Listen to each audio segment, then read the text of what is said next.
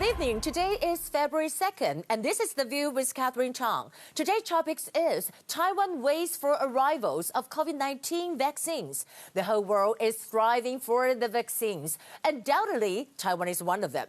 But because of the suppression of China, I must say that the purchase of vaccines for Taiwan seems not to be going smoothly. And Taiwan has already purchased 10 million doses of vaccines from AstraZeneca. Another 5 million doses of vaccines are from the COVAX platform. But when will the vaccines be shipped to Taiwan?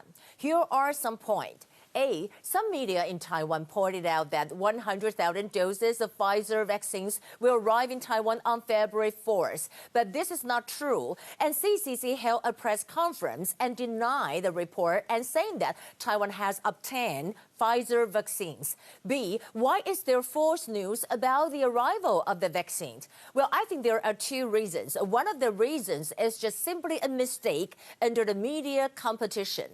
And the other reason might be a malicious release of fake news. Because, under China's suppression, any news will lead to the negative impact regarding Taiwan's purchase of vaccines.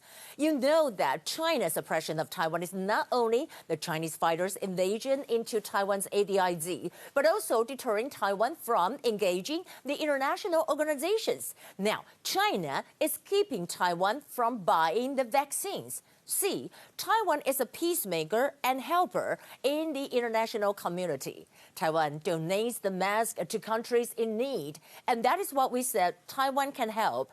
And TSMC assists in automotive semiconductors, which we call Taiwan can help again. Now, Taiwan needs assistance from the international community in the purchase of vaccines.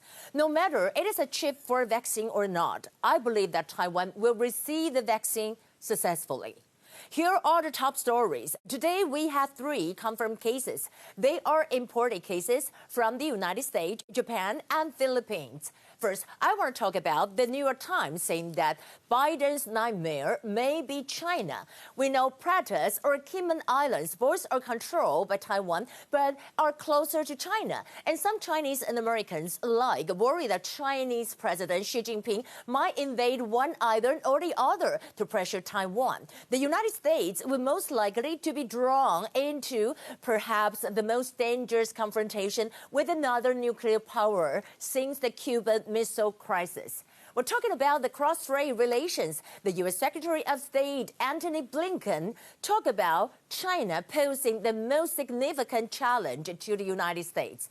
Blinken received his first interview after taking over the office when the NBC chief foreign affairs correspondent asked about would you take steps if there is any action by China against Taiwan? Do you see a military confrontation possibly in your future with China? And Blinken just kind of responded and saying that there is no doubt that China poses the most significant challenge to us of any other country. But it's a complicated one. We have to be able to approach China from a position of strength, not weakness.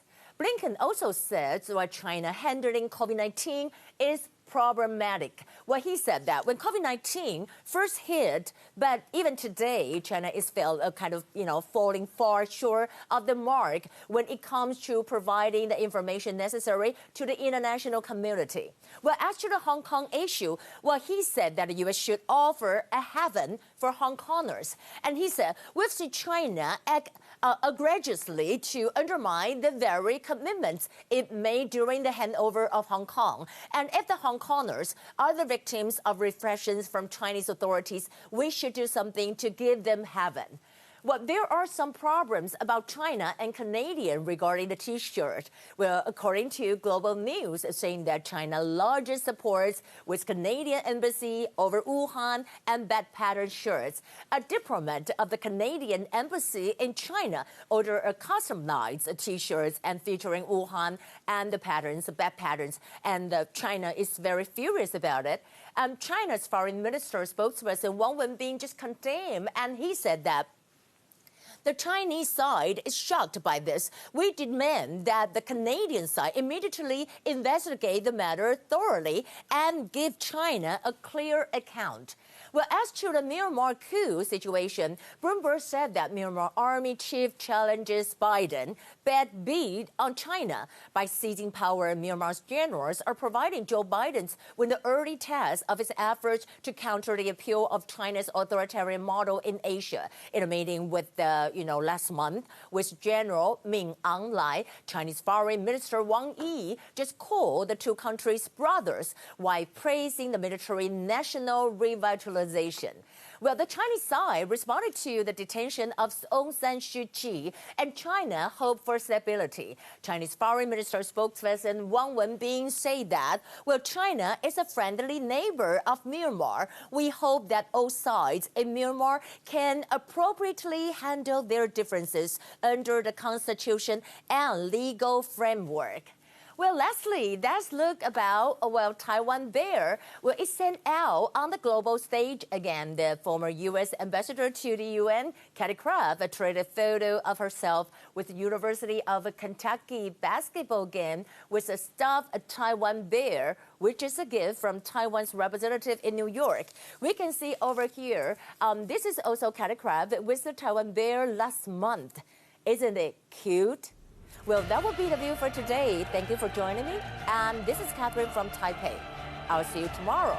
Bye.